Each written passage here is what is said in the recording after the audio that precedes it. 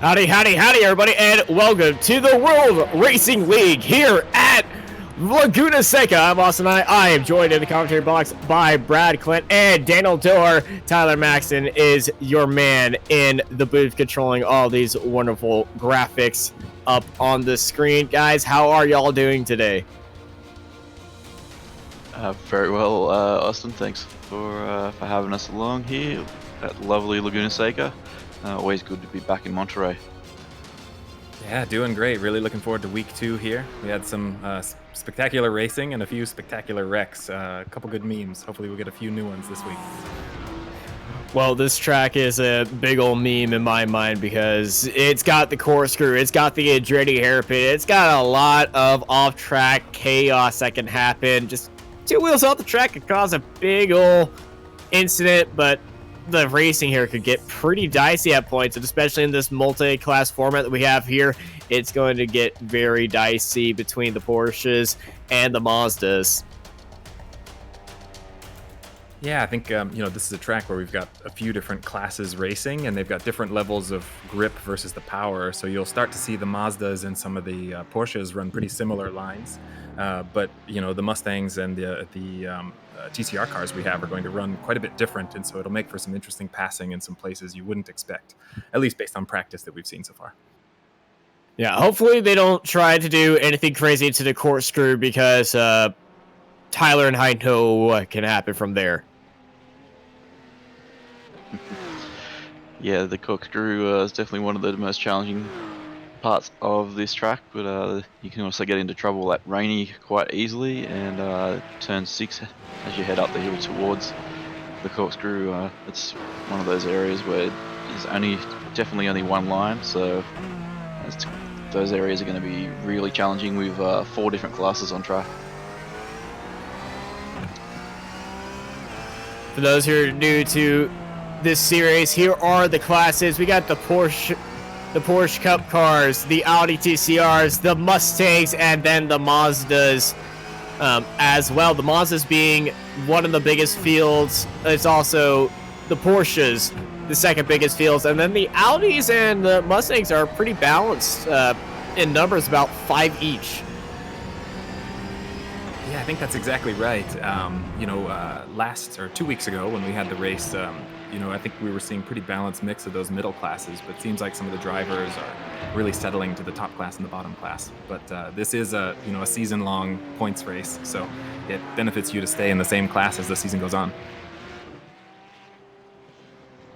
Yeah, definitely maximizing your points is how you win championships, but finding your right groove and where you belong is also how to maximize your feel inside of a league, because you can be racing constantly in a league, but always in last place in a car that you just don't like. It's not fun. But that's what some of these drivers like to do. They like to challenge themselves to learn a car better, as there's a car in the wall. This is one of the Porsche Cup cars. Just exploring the track limits before we get into the race there. Qualifying's just about coming to an end. At the moment, we've got Ryan Galloway. Sorry, thought it was Ryan. Roro Galloway in provisional pole in the Porsche class. Paul Slavonik in the TCR class. Jeff Jacobs in the GS Mustang class, and Jared Joseph in the MX-5. Looks like they're the guys to beat. Yeah, Jared Joseph was the MX-5 that we just saw that went into the wall coming out of the corkscrew, so he's definitely cutting that corner as much as he can.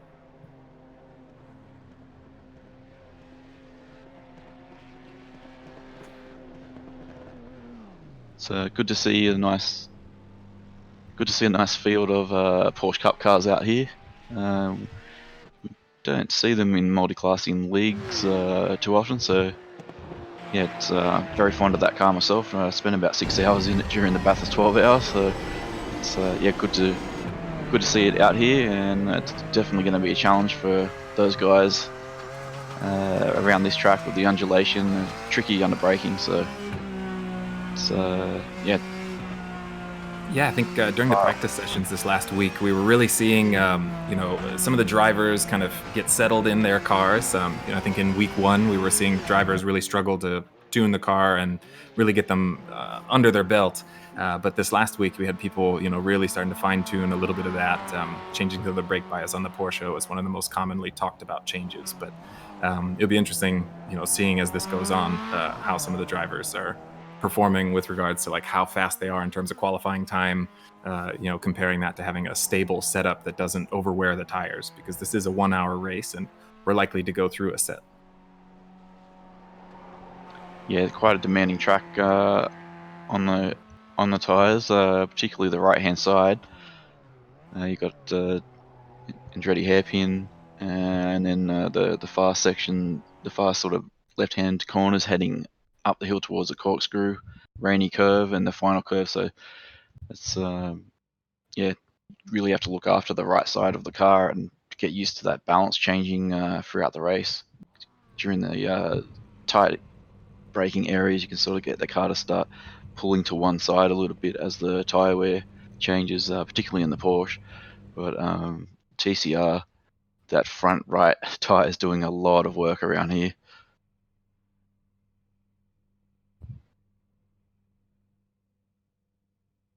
So the guys are just gridding up. We're not too far away from going green. So Galloway with the pole in the Porsche class. Then we've got Pies, Gazzotto, Smith, Peterson, Potter, Kundal, Mitchell, Peterson, Trungale, Rivard rounds out the Porsche class. Then we've got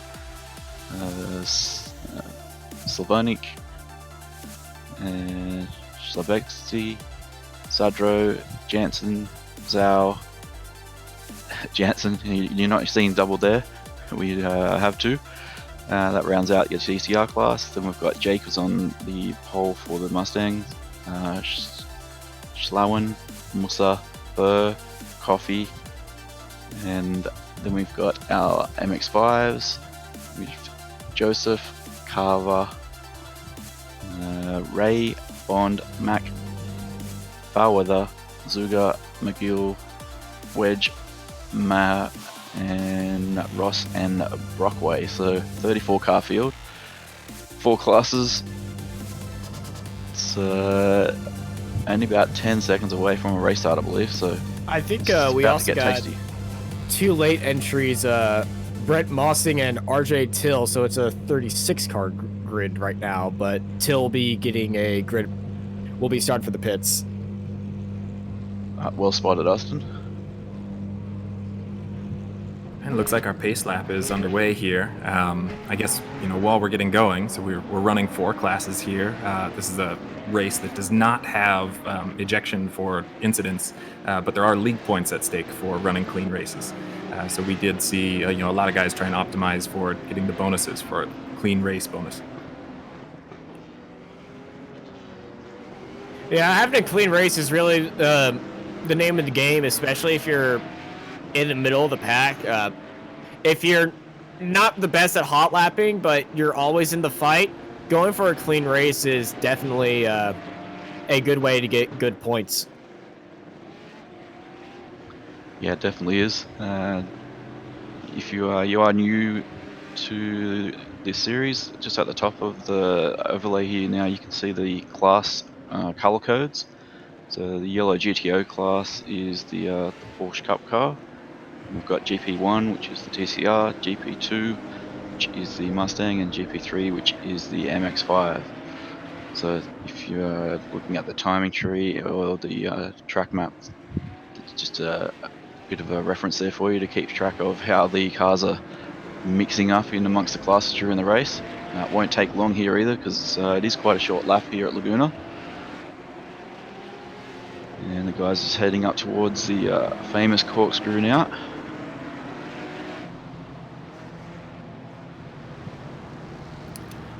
Now, last week, in week 1, we had a little bit of an incident coming into the first hard braking zone on the track. But that corner was 4 corners down. in this case, this is essentially turn 1 that everyone's going to feel. The Andretti hairpin is turn 2 here. So there won't be as much time for the field to spread. So hopefully the drivers can, keep it safe, and, we don't have too many guys running into the pits after the first corner of the race. Well, they're coming up to the final quarter right now as everyone's getting closer and closer.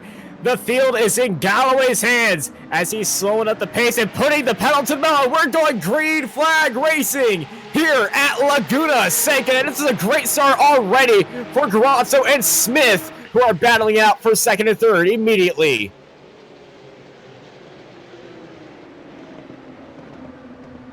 Yeah, it's fanning out down into the Andretti hairpin. It's nice racing room given by everyone. A lot of respect, just trying to get through these first few corners, get single file, and try to settle into a rhythm. TCR class down through the hairpin. Slavanic's been able to hold on to the lead there, as has Jacobs in the Mustang class. We do have an MX-5 around at the hairpin there. And another one off in the infield. So that was Greg Mack. Greg Mack getting a big old lick. His back end is very messed up. Also in an incident is Joseph Maher and Alex Zuga being involved as well. We have Corey Mitchell tumbling down the timing screen as well in the Porsche in the GTO class. So he must have had some trouble, which we must have just cut away from. Ooh, off track, caught the gravel and just ended up in the wall. Not sure where exactly that originated from, but I say the exit of turn 4, that fast right-hander may have had a problem with there, just catching the gravel, and it just sucks your car away. Well, we've got a TCR getting mixed up here in amongst. So already we've got three classes in amongst each other without having to come around and hit the lap traffic. So a few drivers just taking it easy or having a bit of trouble on this. It looks like he was serving a bit of a cut the track penalty, having to slow down here. Not sure if we'll see that coming down the corkscrew or not. Does he jump the No. He just looks very tentative there. So anyway, we'll keep an eye on that. That's a very peculiar way. He's being safe going into there. These cars are really difficult the first couple of laps on the V7 tyre, so maybe just taking it careful. It's better to survive the first lap than to end up in the wall like we've already seen. So could be a smart strategy. Could definitely be a smart strategy, but he's lost so much ground to his classmates that it's going to be very hard to reach it back up. But this is a 1 hour race. Anything can happen in these endurance races as Zhao, Janison, and Zavelski are trying to close in on the leading 2 TCR cars. And it looks like the first few lap times are getting, coming in here, and we're seeing pretty consistent stuff at the top of the field. But, in practice, we were starting to see, from a consistency perspective, some of the drivers to start to pull away from each other.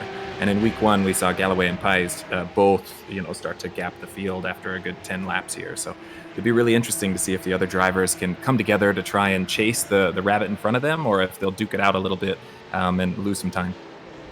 Speaking of duking out, look at the fight for third. Grazzo putting a little bit defensive move on Smith as he is looking down the inside. And also behind them is Peterson and Potter having a good old dice. Peterson's off the track. Yeah, a little wide there on the exit of 6. It's really easy to do. You've got to get that turn in super precise, otherwise you'll drop 2 wheels onto the gravel there really easily. But Hitty Boiler hang on to it and lives on to keep fighting.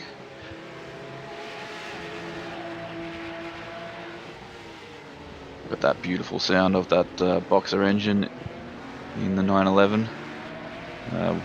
Definitely one of the sweeter sounding cars on the service. And Smith's getting a bit closer here. He's Right, so I thought he might go defensive, but he's confident that he didn't need to. Gets in, makes a nice apex. Drivers, looks like most of them taking that double apex approach to the hairpin. Well, you kind of have to. That's the best line you can do. You can send one up the inside, but the other car can just swing it around the outside. And if you're ending that corner side by side, you want to be on the outside row because the next turn is a right-hander, and you'll be on the inside line, and you can force them off into the gravel. Just hopefully they back up for you too, or else a massive incident might come for there. Looks like we've got a little bit of a shuffle in the top of the MX-5 class. We may have had a driver go off track here.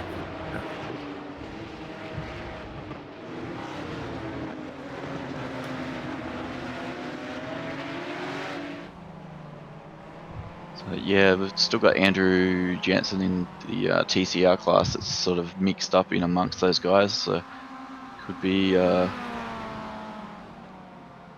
having something to do with the driver shuffling around a little bit there. I think he might be having some hardware issues. Yeah, some of the inputs in that car don't look quite as smooth as some of the others, so he might be having some troubles. Might have something stuck in his throttle. These MX-5 cars are having a good battle deeper down the order here.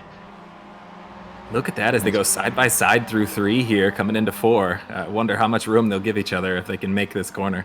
Absolutely all the room in the world. Brockway leaving that gap wider than the English Channel to just send it up in there from RJ Till. Late entry, and he's already... There's some Porsche cars hunting them down already, so things are about to get tasty. It's getting spicy right there. Look at that car going up the inside. And side by side through his fast left-hander. This is dangerous for the MX-5s. So not a lot of patience being shown by the Porsche Cup cars, the GTO class there. So we'll see if they survive. A little bit awkward through Rainey there, but he checked up, and the MX-5 did well to jump out of the way. But yeah, this still got over 50 minutes of racing, and they're already feeding their way through this traffic. They're gonna have move to up the inside by Smith, trying to sneak it as they're going 3 wide down the front straight, sitting in that draft. Smith still trying to get past Garazzo. Here comes Smith, late dive move, setting up the inside, side by side they go, a little bit of bumping and banging. They're holding there, another big hit. Smith trying to just elbows out his way. Now he's going to be on a defensive end now, but Smith has gotten P3 in the GTO class. Yeah, they need to be careful there. That looked like wheel-to-wheel contact, and the steering can be quite easily bent in these GTO class cars. That was Kiming Zhou sliding off track, giving up the position to Ryan Zavelski. It looks like he's missing his bonnet. Yes, we saw Corey Mitchell getting into an incident at the start of the race, ending up into the wall, exiting turn 4. Still not sure how he ended up into that wall. I'm assuming it involved the gravel, and actually those were his tire marks. We just passed over, but he's moved his way into the back as TCR gone wide, and that is Yannison. Andrew Yannison into the wall. Taking the toe as well, so that's unfortunate. Luckily, no one else got mixed up in that because there were quite a few cars in approaching the final corner there. So MX-5's so far doing a good job with the GTO guys coming through. It's looking very, very busy here on the infield. This looks everyone's just like well behaved. This looks just like a Texas highway, honestly. It's so crowded, everyone's traveling at different speeds, and no one's using a turn signal. And there are a few drivers from Texas in this field, so they should feel right at home. It looks like we've got a little contact here in the battle for 6 in the MX-5s. Looks like Ross may have run into the back of Wedge there. This is getting a little bit touchy. Still running quite close there as well, so they may not have settled that just yet. We're all side by side hanging up towards the entrance to the corkscrew. Teammates from the look of it here. And wow, that's the track. Everywhere you look, it's pretty busy with the classes all mixed up now, and probably be that way for the remainder of the race. So there's lots of opportunities to make a mistake, and it'll be the patient ones which will probably end up on the podium towards the end. It is definitely going to be a packed track. Laguna Seca is not one of the longest tracks, but it's also not one of the... car off down at... Sorry. Potter. Yeah, there was a car off down in Andretti, one of the GTO classes. This missed braking point. Ooh. Maybe it's at the wall. There's yeah, no coming back when you head that far out, especially with the grip off the surface here. There really is none. So he may have just made contact with the barrier there, but the car looks straight, so we'll see if he can close up that gap. But he's got 7 seconds back from Gazzotto now. He started in P6. Just running up there, that's going to hurt him a lot. Sitting in 5th right now, but is smack dab in this middle for the fight for 5th. Actually, smack dab at the front of the 5th place fight.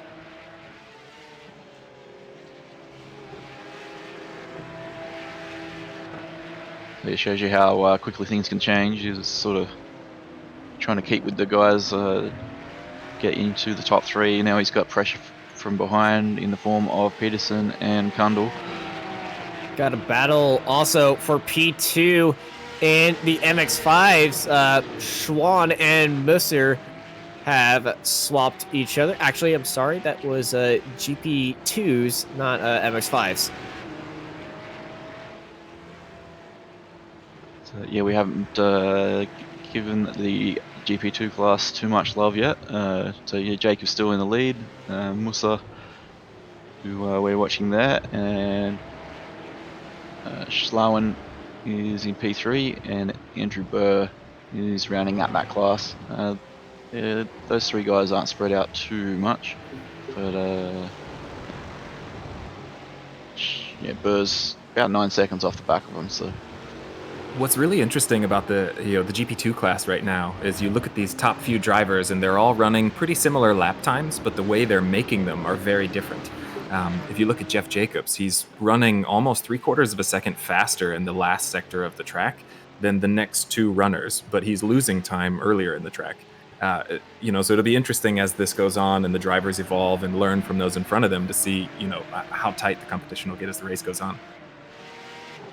That can be up to setup and then what the driver likes in his car and what he likes in his track style. Some drivers are very loving in heavy braking areas, and at a track where there's only about 2 to 3 heavy braking areas, that's where he excels at, and it's not the best at a few other stuff. Some like very tricky challenges, so the corkscrew is where they gain all their time. Some of them like fast flowing sections, so the opening sector would be their bread shine or coming out of the corkscrew. Those 2 spots are very flowing and fast, but there are so many different parts of this track that have a different feel. So we kind of have a different flavor of driver in that entire GP2 class.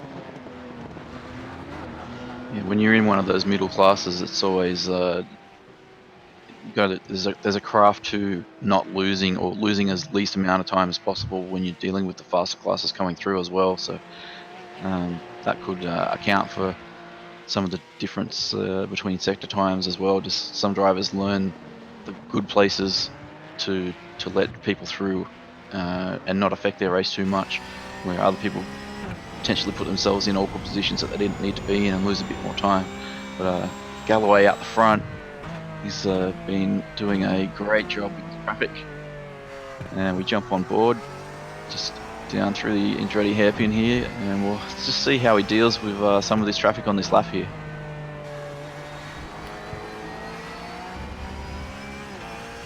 And you can really see him set up here for turn 4 and try and take all of this. What's really interesting about the Porsches is they tend not to use the curbing as much as some of the softer sprung cars like the MX-5s here. So on this track, with all these big red sausage curbs you see on the inside, they're really unsettling for these stiff cars.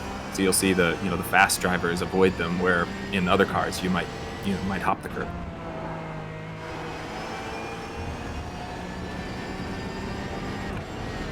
TCR making a move right here. This is getting dicey, and he's doing a smart thing, letting the TCR hold him up just a little bit and not force a mistake. And he's just going to get him on the exit at this fast flowing part. Look at that Porsche just rocket past that TCR up the inside.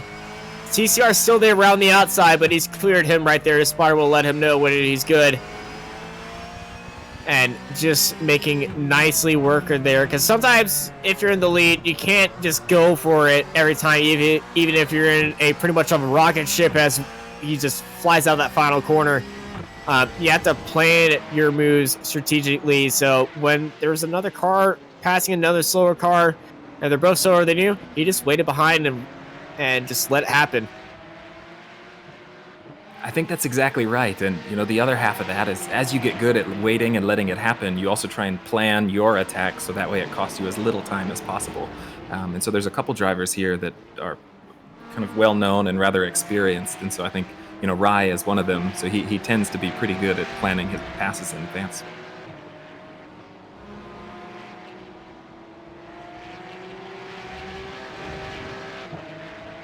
So Peterson, he's dropped back behind Kundal now, just while we were away at the front. And Potter has settled down and been able to pull a small gap over those two. So about 2 seconds back to Kundal now. So after his little adventure before, he's been able to get his head down and get back into the rhythm, which is good to see. Peterson looking for that outside line, heading into the corkscrew, beating him into the braking zone. The brakes, acceleration, handling, check.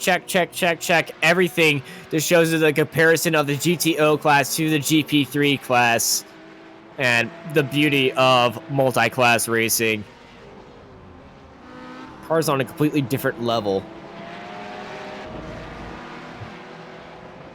Just looking here at Daniel Sadro, currently holding down P2 in the GP1 class. He's about 4 seconds back, 5 seconds back from Paul's Slavonic, and he's just got a nice bit of clean track in front of him there at the moment, which is quite rare, as we've seen. So he's doing well with the traffic. He's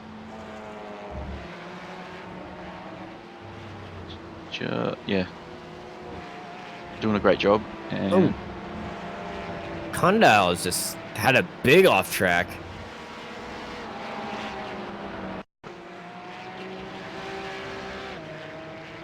This is turn 4. We've seen it get treachery right here. Coming up to a TCR. Very sketchy exit. Big old slide through the gravel.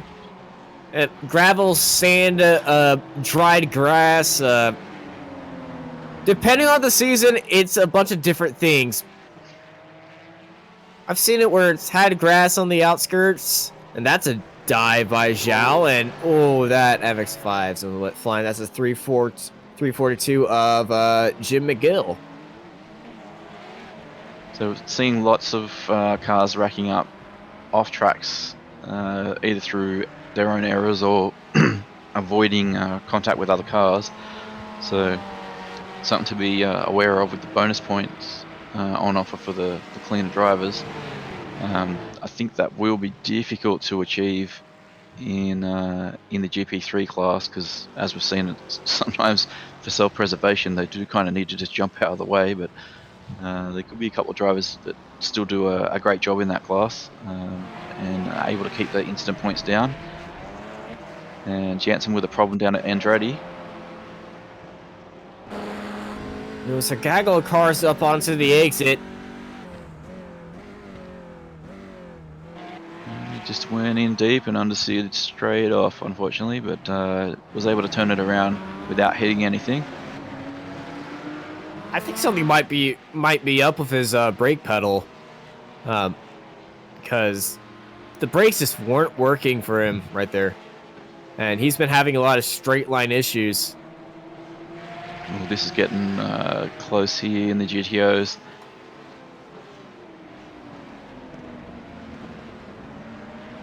They're just navigating their way through the GP3 class there. Yeah, this is a lap car Ray Rivard at the back of that two-way fight between Garazzoso and Smith. And Pies is just up ahead of Smith as well, so these guys haven't stretched out too far. We're 20 minutes into the race, so the classes are still reasonably close. 20 minutes into the race, Rye Galloway still in the lead of the GTOs. The GP1 leader of Paul Slavonic has a commanding lead over his P2. Jeff Jacobs leading out GP2, and GP3 is being led out by Jared Joseph, who's had a great race as well. Everyone who started on pole is still in their position.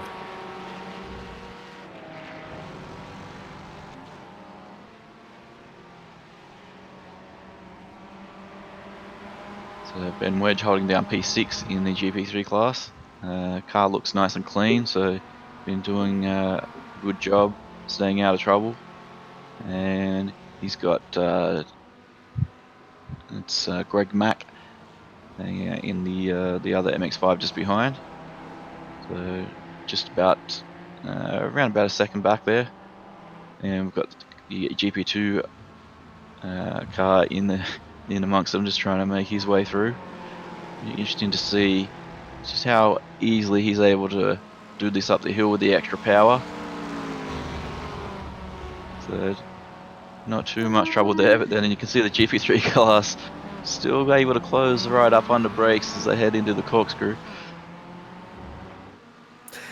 Get squirrel in the braking zones, because we all know that Mustang doesn't have the best braking power compared to the MX-5, and if you've driven these MX-5s around this track, I believe everyone who races road has at least once in their life, because it is a rookie car. This is a rookie track, and I believe this is probably the most well-known MX-5 combinations on the surface. That and Summit Point. Yeah, the other thing to keep in mind, I believe the Mustang is still on the older tyre, where we've got the MX-5, the Porsche Cup, and TCR all on the V7 tyres. So it does change. The cars do perform a bit differently under brakes than what they did on the older model. So Mustang's having a different experience through the tyre as well. Also a tad bit slower, I must say.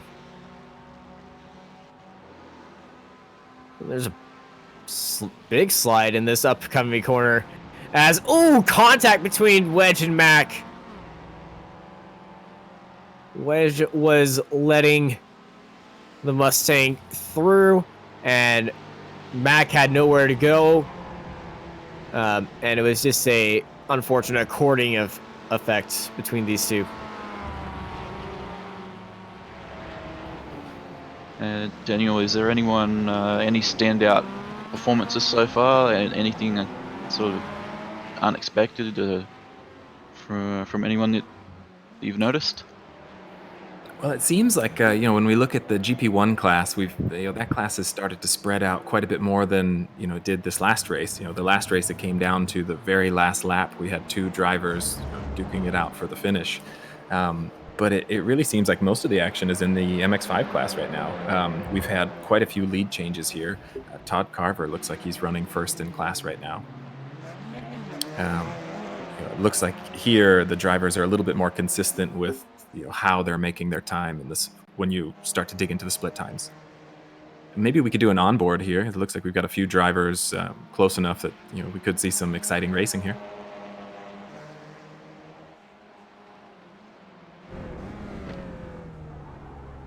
Yeah, Zadro's closing up to Zvelski.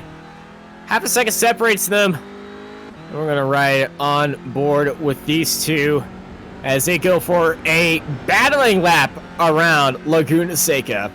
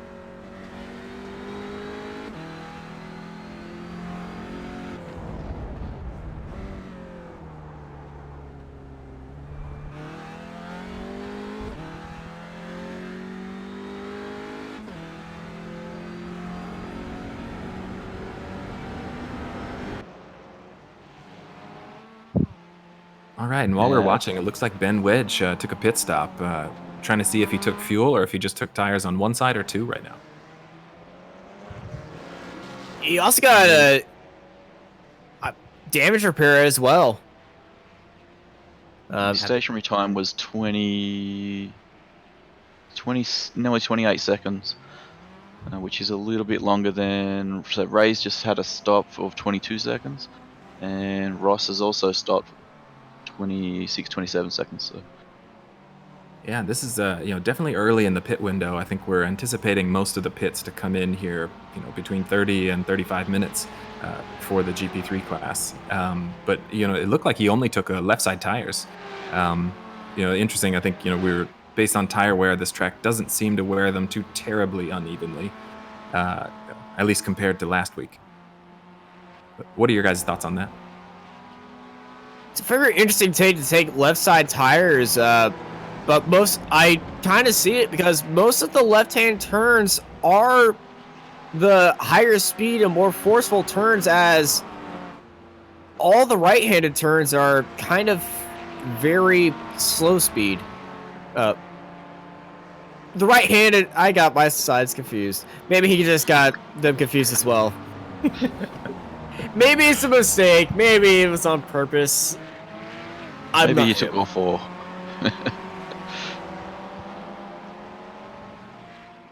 It's going to nod my head and say yes to this. Yes.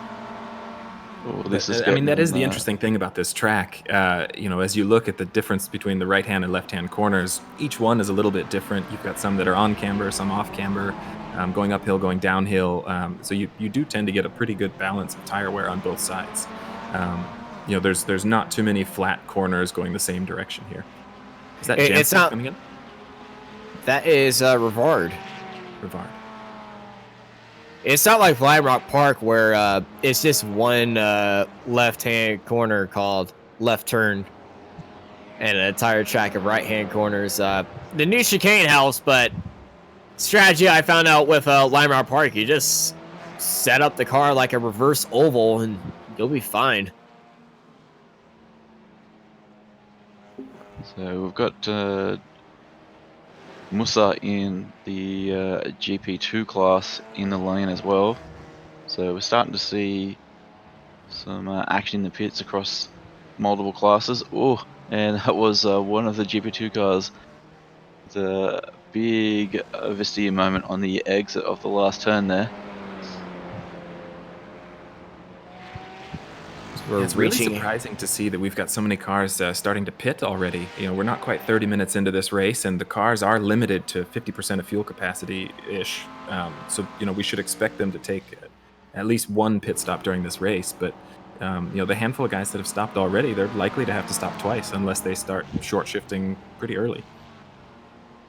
Big ol' slide from Greg Mack right there.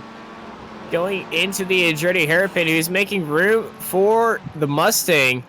And I think that Mustang just scared him just a little bit as we saw a big old wiggle from him. Yeah, it looks like some of the GP2 class are just having a little bit of trouble with traction on the exits of the slower corners. So a bit over half an hour into the race, so they could be using the tyre up a bit more than what they thought. Can often be the case when you get into the race, you start pushing a bit harder and you end up using more tyre than you have in practice. Also, dealing with the different classes on track, you're taking perhaps not the ideal line all the time, so it can affect your tyre wear. But Mac's doing a pretty solid job here, or did just put a little bit of a curse on him, but he keeps it on the tarmac. Brad, we talked about this. Zavelski heading into the pits for the GP1 category. And here comes Mac as well, immediately halfway, and oh, that was spicy. So MX-5 just way off the track as I believe one of every class is right behind him.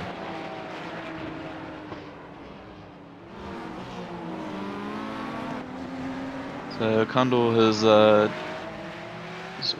been doing pretty consistent laps out there. Got past Peterson earlier, but it's been able to hold him off so far. Oh, that's a little awkward heading down into that corner. A lot of banking, so you can hold quite a bit of speed around the outside there. It's deceiving. So it does aid getting around some of the slower cars there if you need to around the outside. That did allow Peterson to close up there. Though. It's under half a second, that gap. And you can see Peterson take a real inside line there. He was a little bit lungy on the brakes too. Not sure if he's feeling better on his tires than some of the other drivers, but that's definitely one way to use them up. So hopefully he's got a tire advantage, and this isn't going to come back to bite him later in the race. Yeah, no ABS on that car either, so it's important to get that threshold braking right, especially heading down into Andretti, because a lock up there will very quickly see you out into the sand or the gravel. These lap cars are helping Peterson and hurting him at the same time. That lap car right there just ruined a absolutely perfection run he had coming up on Aubrey Kundal. So he's still going to be in the mirrors, dancing around there, trying to fill up the side mirrors and maybe give Aubrey a little bit of a freak out. But I think because Aubrey's blinking in and out, he's going to just be just fine right behind Peterson, right behind Kundal. That's why we've been watching this Schlauen pitted from what was the lead of the GP2 class, but Jacobs has come back through to take the lead in that one. He's just feeding back out into the traffic there now. And here we go, 3 classes all mixed up there in the last sector. Joseph is currently in the lead of our GP3 class. And so we've got the lead 5 in that class yet to make a stop. So we'll keep an eye on how that shapes out. At the moment, he's got a lead of about 5.5 seconds in that class.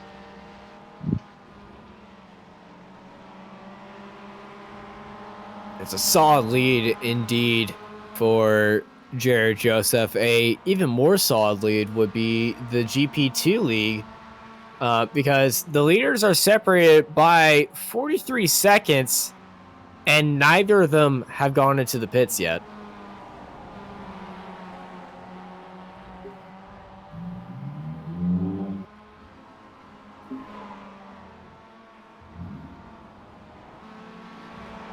As we're still looking at the leaders, let's switch down to P2 in the GTO class between Smith and Pies.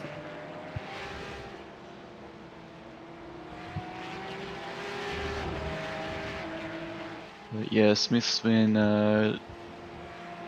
doing quite well out there. Actually, the last lap around, Pies and Smith's time were identical to the 100th, 125.89. So this is a really closely fought battle here. It may not be wheel to wheel just at the moment, but yeah, they're trading hundreds of seconds as they go around the track. We'll see a little bit of an error from Smith there. Just ran a little bit wide. The exit of 6 enabled that gap to open up a bit more. Yeah, currently Pies is the fastest car out on track. Pies and Smith, their last lap, both of them fastest out of everyone last lap, gaining an entire half second on Ryle Galloway, who was being held up by some lap traffic. Let's see this lap. Does he gain some more? 126.25. He actually lost time. But Billy Smith, 127.1. Gazzotto put in a purple sector and sector 1 on that previous lap there as well. So he's back in P4, but obviously pushing hard. Those guys haven't stopped. The lead 7 in that class have all had a clean run so far, and I don't believe any of them have stopped. Oh, sorry, Potter made a pit stop. Yeah, on lap 19.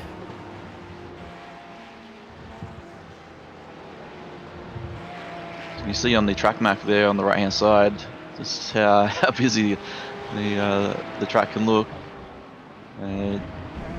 Classes are all mixed up and spread out over the track there. And right on board with Pies in second place. He's got a bit of traffic ahead to deal with, coming down through Rainy, holds a tight line, just gets off throttle a little bit, so he could hold that tight line and then get back into it on the exit.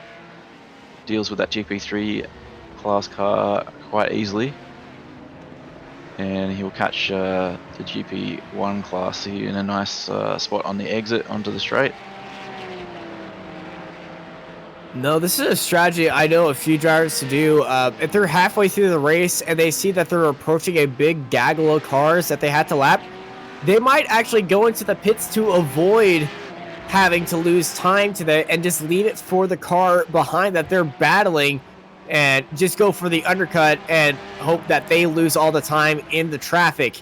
It's worked out a few times at Le Mans, where the track is massively long, but in this short track it can pay dividends as well, because it's so short and it's also very narrow in places, and especially when you want to lap a car.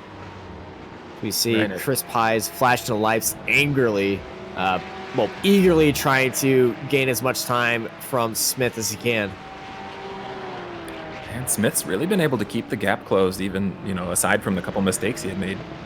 Well, we got a car off in the looks like course tourist. Oh, GP3 and a GTO car may have come together there. We'll see what we can find on the replay.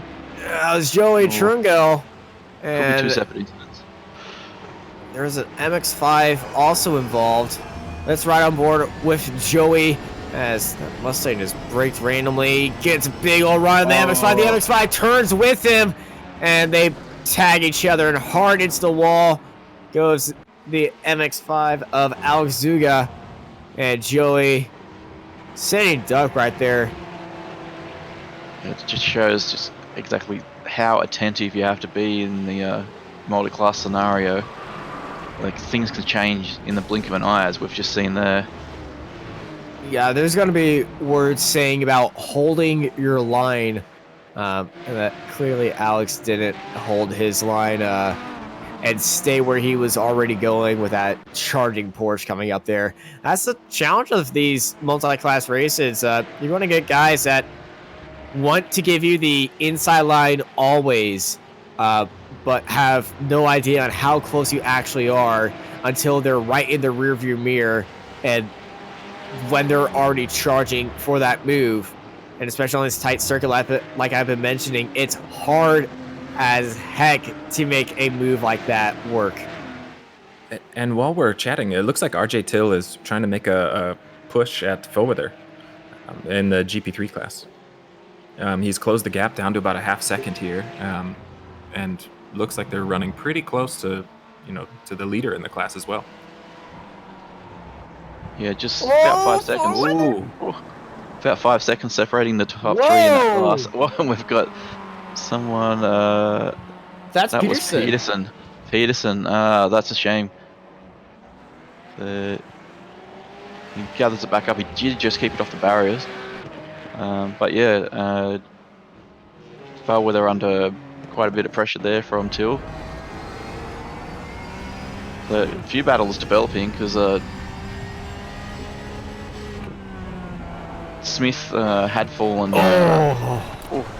And that's what we were talking about earlier, about avoiding the sausage curbs in some of those stiffer cars. They really unsettle them. I think we'll see the MX-5s here be able to take that and keep the car on track. But yeah, it's fortunate that he kept it off the wall. We actually have the top three in GP3 all in the lane together at the moment.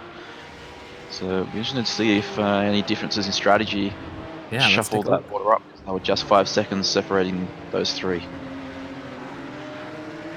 Well, Bonds won the battle off of pit row, followed by Foweather, and Till having a longer pit stop. So Foweather actually getting the overtake in the pit lane. Are we able to check to see if RJ took tires on both sides? His stop was longer, so 26.5 seconds stationary. So unless he was doing some repairs, that's maybe a 4-tire stop there.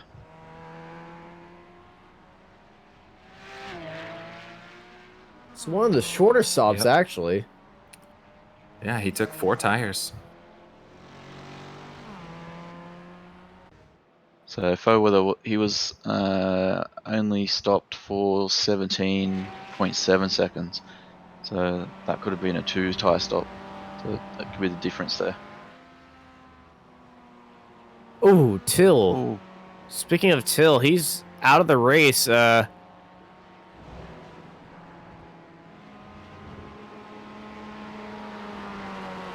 are we get a replay here? I think that was a hardware failure. So yeah, we could have. I think coming out of the connection issue, perhaps. So yeah, that's weird. Till has actually made the stop, but then not come out of the lane, it would appear. Jacobs, the leader of our GP2 class, has come in and made his stop, and has come out comfortably in the lead of that class still. So yeah, a bit of action in the middle of the race here during the pit stop cycles. A couple of drivers with some errors on track, while we had a bit of a mystery with Till in the lane.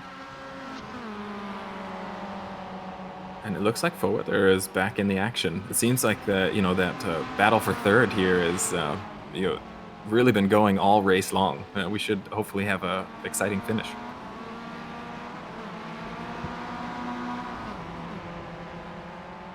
So yeah, it's the closest battle, one of the closest battles on track. We've got Wedge and Matt quite close, a little bit further back in this class as well. Pies and Smith were quite close, but it's ebbed and flowed with traffic, and it's about 2 seconds between those guys at the moment in the GTO class. So this is definitely GP3 seems to be where the closer battles are just at this moment. Got a message from Arnold Till. He tried switching back to relative time with his VR set on and accidentally put the computer to sleep. Ooh, Oh no. that is very unfortunate, Till. One downside of VR is you can't see which button you're hitting. And that's why that's why I don't have VR. I like seeing which button I hit. Looks but like hopefully in the pit here. Is he the first of the GTO cars to come in the pit? The first of the Second. leaders. Potter made a stop back on lap 19. But yeah, so Rye comes in from the lead. Peterson actually went into the pits earlier on lap 28 as well, but Peterson had a massive slide that we saw. So Galloway in and out of the pits, 18 seconds, stopped in just like Leif Peterson. Just like Chris Potter, who's also in the pit lane. So this is get in, get out, get her done. As we're looking at Pies and Smith battling out for P1. With Looks just like Galloway fed out into P5 in class, just behind Kundal. So he's got a bit of work to do, a bit of traffic in front. So not the cleanest bit of track to feed out into. And here goes Pies and Smith both into the pit lane. So this could be a very interesting battle. Oh! Big old slide for Smith on the exit of the pit lane corner. Very weird corner here. But his back end did kick out as Aubrey Kundal gets into the gravel.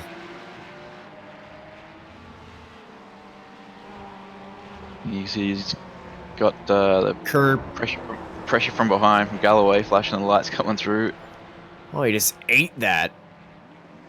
Yeah, just a easy mistake to make there. But maybe got caught up racing someone that he wasn't really racing. Speaking of racing, Pies and Smith are racing out of the pit lane right now. They had very, very fast pit stops. Looks like now we've got the three of them should be in range of each other for, battling for second here. They didn't even take tires. They just fueled it. That's actually one of the places in our last week at Sebring that, the drivers made different choices and actually back to, decide the race. We had a driver take 4 tires instead of 2, and there wasn't enough time left in the race for it to pay off. And so it could be that some of the drivers are learning from that battle last week, given that we only have 12 minutes of the race left. Yeah, it could be a smart move. GTO leader of Garzotto into the pit lane. So I drove this car in the 12-hour, the weekend just gone, and the stints were about an hour and 5 minutes thereabouts on a set of tyres. So this race being an hour long, you certainly can make them last that long. So that could be a really good strategy from Pies and Smith there to bring that battle. Oh, Gazzardo is in the pits. The last of that lead bunch in the GTO class to make his stop. They've been dropped down to third. He's at the pit exit, and he's right on the tail end of this 1 and 2 battle for first, and it's going to become a 3-way fight for the lead between Pies, Smith, and Garzotto. Garzotto, Smith, and Pies, all of them fuel and go. So they are racing on old tires here at Laguna Seca. The first one that went for the tires was Rye Galloway. We'll see and compare his times as he tries to cling his way back up the pack and maybe fight for the lead, because he's 4 seconds down currently. Keep your eye on that relative. Yeah, he did have a a few seconds lead before the pit stop cycle, but now he's definitely got some work to do in this closing 10 minutes. The middle portion of that race disappeared really quickly now. He's only got 10 minutes to try and get 3 moves done on track to get back up to take this victory. And Smith's starting to get really racy here on Pies as well. It's really applying the pressure into the last corner. We've got Ross going into the lane there in the GP3 class as well, going for a very late stop. With Smith getting a little bit racy and getting a little bit aggressive, that's helping Gazzardo and Galloway, because 2 fighting cars will slow them down. And that's what 3rd and 4th place want. They want to catch up to these guys, also being held back by some lapped cars and lap traffic. And we see how spicy this can get when you have 2 battling cars going through slower traffic. So they avoid contact with each other. Watch this exit. This could get dicey. Flashing the lights. Pies looking down the inside, swings ahead. Smith is going for the exit. Yeah, it didn't work out ideal for Smith there, but still 10 minutes to go, and we've seen it does seem like he's got the outright pace over Pies at the moment, but getting past during this traffic is going to be another story. So while we're watching this, just a quick recap on positions in the other classes. There's a lot going on track at the moment, but Slavonic still has the lead in our GP1 class over Sadro by about 13 seconds. Jacobs has a 15-second lead in GP2 class over Musa, and Joseph has a 20-second lead in the GP3 class over Carver. But there still are some closer battles in that GP3 class a bit further down the order. Yeah, I think the battle for 3rd looks like it'll be underway here in a few laps. And so while we're paying attention to, right now, some of the GTO cars and their battle for the top 4 positions essentially in play, we'll have to take a look at Foweather, as he's making his move as well. Yeah, he has got that down to about 7 tenths now, so it's closing up on Bond, so those two could have quite a good battle in the closing stages. Yep. And I guess while Pies and Smith are duking it out, they really, I think I was worried that Galloway might, take his tires and really be closing that gap. But when you look at the sector times, he's not particularly gaining too much. Not sure if he's running into traffic, but he seems like he's only a couple seconds behind these guys. So any traffic they run into, he should be dealing with the same. Yeah, not sure. What are your guys' thoughts on that? At different spots, though, these guys could have traffic that are going down a straight, and Potter. Potter. That's a hard hit. It looks like he's stuck in the tyre barrier as well, so more than likely going to have to take the tow. Just tips it in. Line looks okay, but just ran a little bit wide. 1 tyre is all it takes on the exit there, especially when you get back on the throttle. Got stuck in the wall, and it's looking like he was trying to get into platform 9 3/4. Unfortunately, he just got stuck right there. So just on Galloway with the tyres, I wasn't really that confident that he would have a tyre advantage over them, because in testing for the 12-hour last week, I actually tried double stinting the tyres, and you could quite easily take them over 2 stints, which was over 2 hours on a hot track at Bathurst. But over the whole stint, it worked out about the same time as the 26 seconds or so that it takes to change the 4 tyres on that car. But over a shorter race like this, I just don't think there's enough tyre wear to gain that all that time back on track. And in the meantime, it looks like Foweather closed the gap to within 3 tenths here. So he's been making a push. It might be worth going on board and taking a look at that.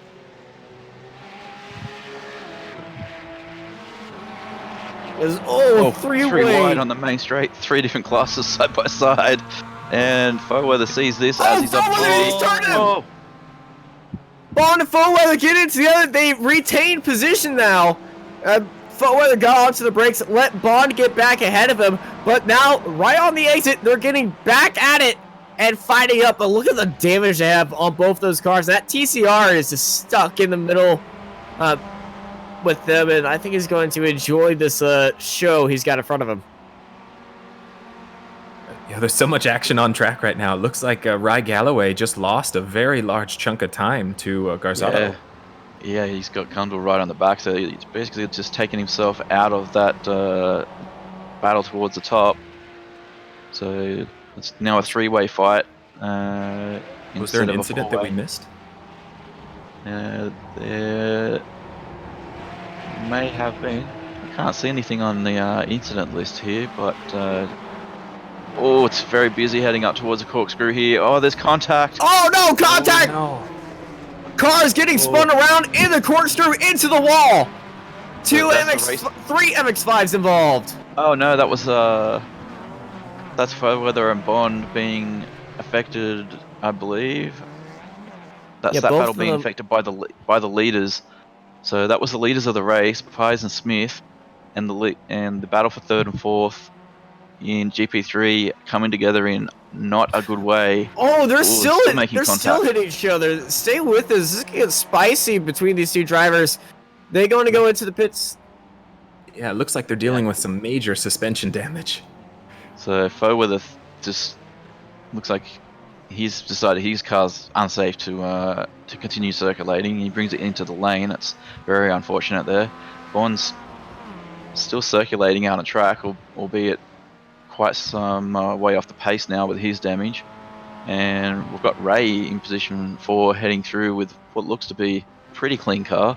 So he may be able to pick up a position here in the closing stages. It's about 6 seconds back from Bond at the moment. Third place in the GP2s. Nathan Shawland coming into the corkscrew. It's overcooked the brakes just a little bit. Got a little bit too happy on the accelerator and went flying into the tire barrier. Not that major of a damage, but that has thrown him away. Thrown him away from contesting Mooster for P2 in that fight. Don't know what it is about multi-class racing, but always in the closing stages there is always drama, one way or the other. So we've seen plenty of that just in the last 10 minutes here. So Smith still applying the pressure to Pies, hasn't been able to find a way through yet. There could be a few incidents that are being looked at behind the scenes as with all this action, but we can only call what we see on track at the moment. And it looks like Stevie Ray just overtook Bond for third. So you guys were right. Bond was running quite a bit off the pace. Ray was, with his clean car, able to take him over no issue. And that may have settled the... Ray... Yeah, he's quite some distance from Carver, so that's probably the GP3 battle kind of settled for the podium there, unless there's some other dramas we've seen. Pies just been able to get a few car lengths out over Smith the early part of this lap. And a little bit of traffic heading up towards the end of the lap from the looks of it. Got the flashing from Pies. And Smith able to close up a little bit in on the brakes here. And this next sector here is where Smith tends to gap Pies, so we should see the gap close a little bit here. He seems to run a good 1/10 to 2/10 quicker through this section.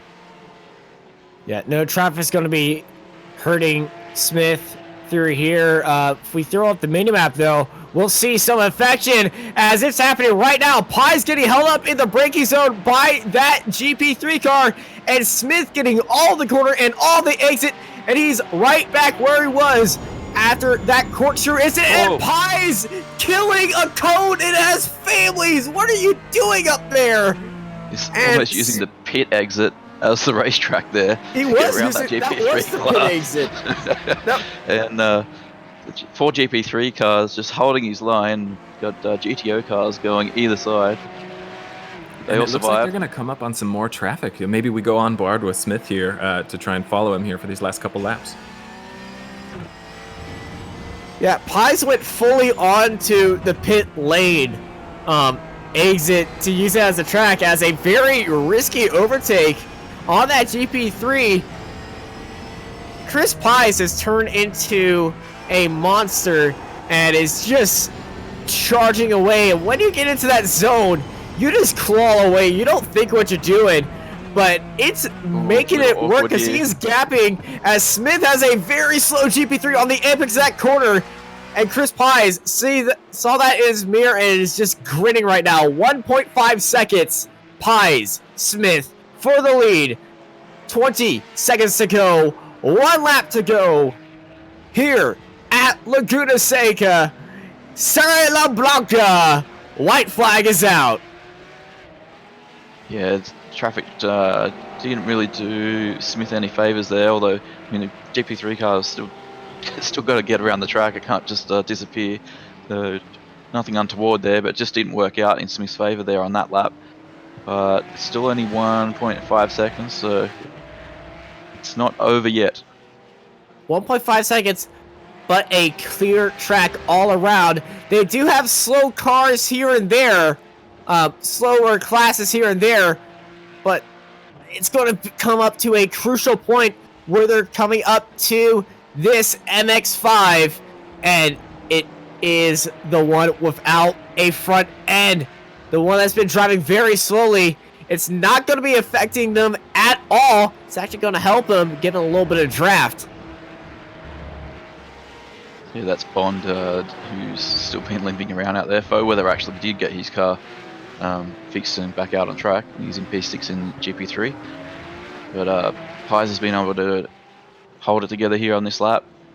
Looks like Ryan Galloway is about to make a move on Garzato for P3. Or he lost a couple tenths here. Yeah, he's definitely put in some strides towards the ends of the race to close that gap up. Remember, we saw that gap go out to about 30 seconds earlier. So, but Pies comes across the line, takes what was a great race win there over Smith, 1.4 seconds in the end. Garzato and Galloway come across to complete the top 4 in GTO. Kundal will come across the line a little bit further back to complete the top 5 in that class. Slovanovic has made his way across already in the lead of the CCR class, GP1. And we've got Jacobs coming around, and Carver, he'll be in P2. Joseph has already taken the flag in GP3, so drivers all filing through. Here, Carver's got a little bit of damage there. He's going to limp that car over the line, but still take P2 in GP3. Great battle at the front between Pies and Smith. Kept it clean between them and kept it fast and just furious between them. And I actually want to go watch that entire half of the race back again, where they just came back up and locked bumpers and were in a pretty much end race battle for about half of the entire race. So yeah, there's some drivers probably learned some harsh lessons in that race, and some others really, got their strategy just dead right and were able to execute it and stay out of trouble with the traffic. Not sure if we'll see some changes post-race with potential consequences of some of the contact we saw, but here are the results up on screen.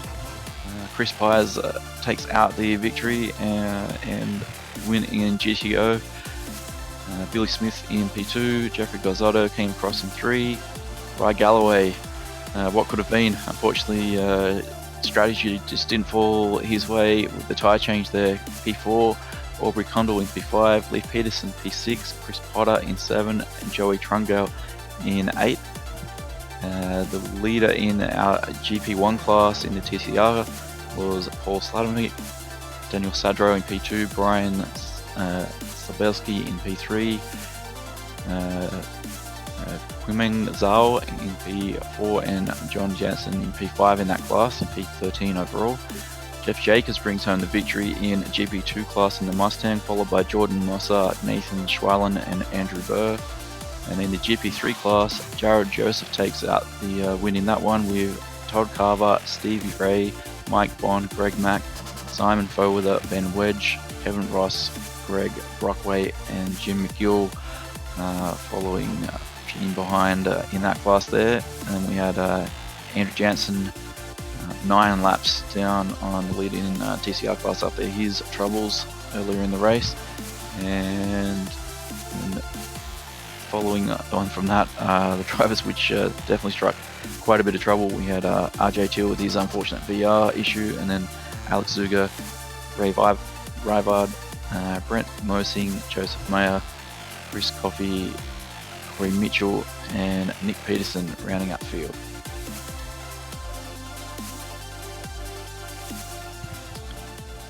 Overall, I'd say that was a really, really exciting race. I mean, we had, it seemed like the pack in the middle classes separated out pretty early, but we had a lot of great fighting, both in GTO and in GP3. I think if that's any indication of how the season should go this year, when we're not running with 55 cars like last week, it's really something to look forward to next week. It looks like we have a couple drivers coming into the interview area, and we'll probably drag in our race winner first of all, Chris Pires. Hello, Chris. Welcome to the Apex commentary booth, and congratulations on a great win there. Pretty hard way to earn it towards the end there, with a bit of chaos with traffic and pressure from behind. How was the race from your perspective?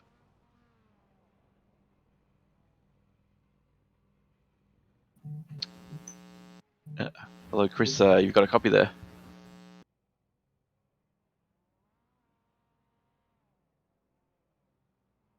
Unfortunately, we may not have Chris. Now we've got you.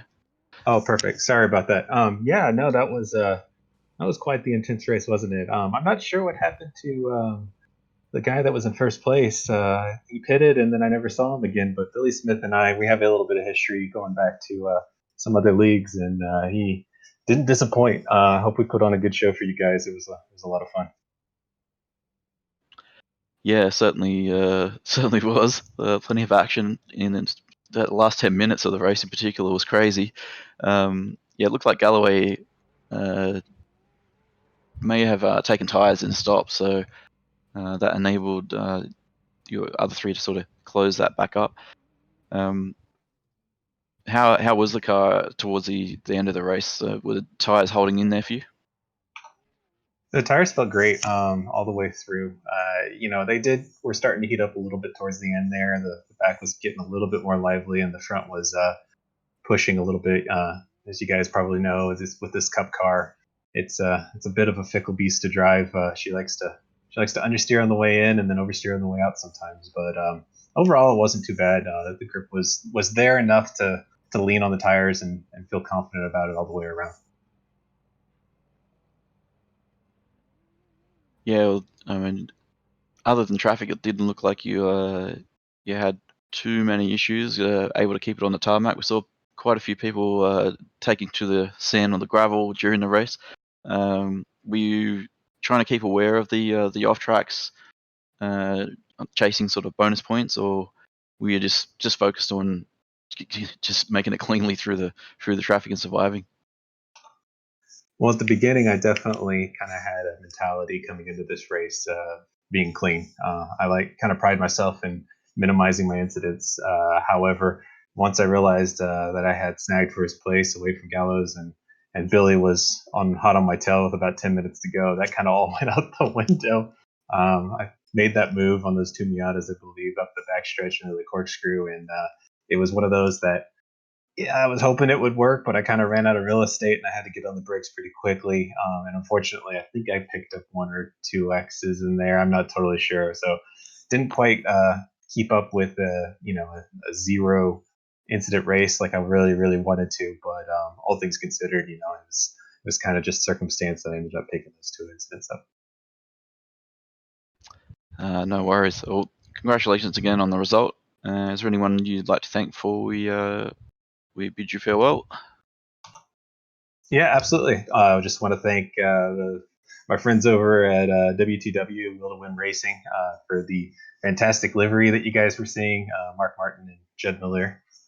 Those guys have allowed me to race this paint, and then I also race with them in real life too as well. And then also Casey Carden Motorsports is kind of where I started in Miatas in WRL in real life. So thanks to all those guys that have kind of made a dream come true.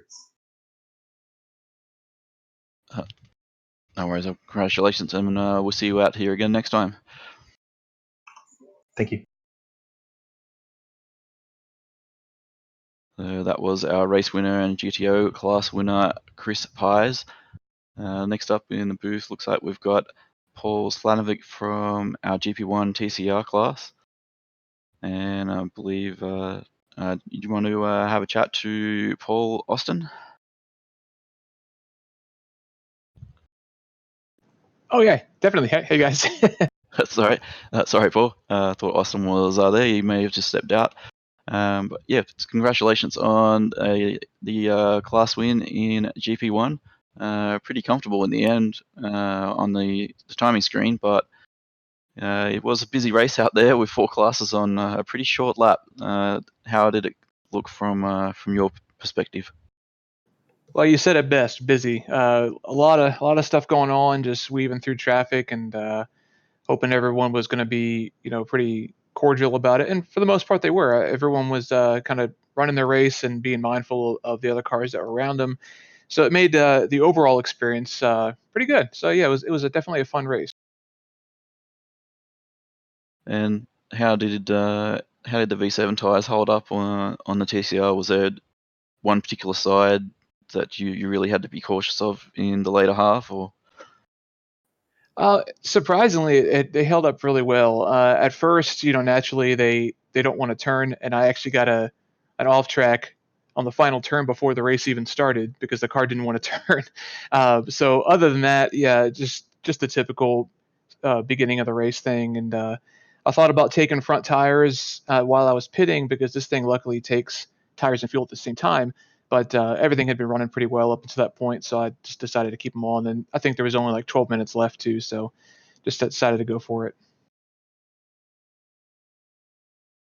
Yeah, and so the strategy worked out quite well to go long. Was that something you had premeditated, or you just sort of went with sort of chose that on the fly depending on how the traffic was?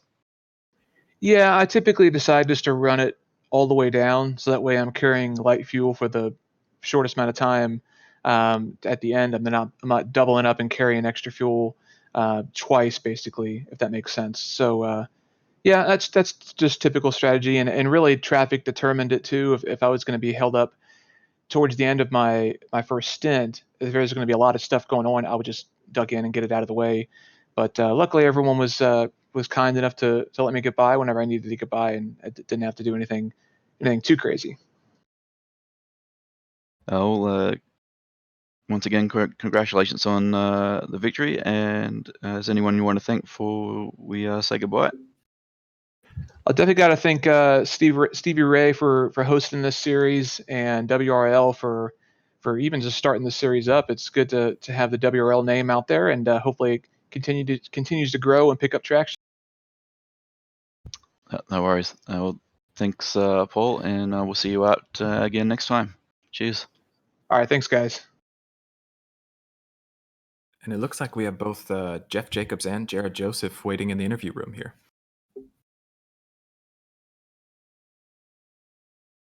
Welcome to the Apex commentary booth, Jeff Jacobs, our GP2 race winner. Mate, it was very busy out there. How did you see it from your perspective? Yeah, absolutely. And thanks a lot, guys. I just want to say thanks again for a terrific broadcast as usual, and really appreciate all the work that Stevie Ray and the group puts into putting on this league. But yeah, tonight a lot of cars, out there on track, and it's a real challenge. Even if I think when the Mustangs we only had 4 or 5 cars, But you get out there, you're dealing with those two faster cars, catching you through the race, and then you're trying to work your own way through the Mazdas. So there's always a challenge out there, even if one of your competitors doesn't happen to be right on your bumper. You got to be focused the whole 60 minutes. Yeah, the gap was about 4 seconds or so at the end there, so it's not like you could sort of relax too much. The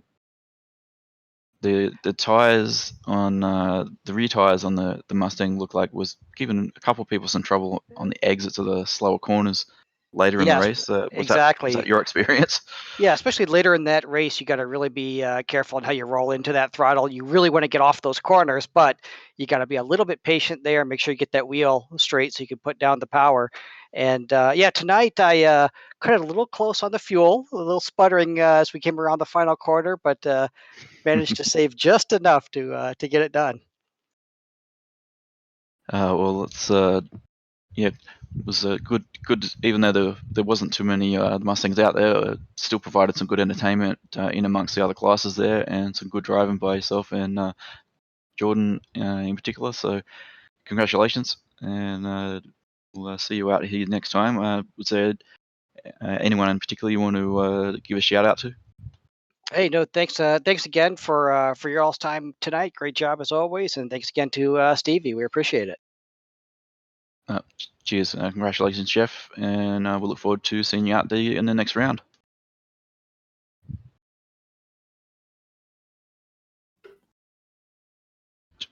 And our last interview for this evening. And Congratulations, Jared. That was a really exciting race. It looks like you had to deal with quite a bit of traffic passing around you in those last few laps and some pretty tight gaps. How do you feel?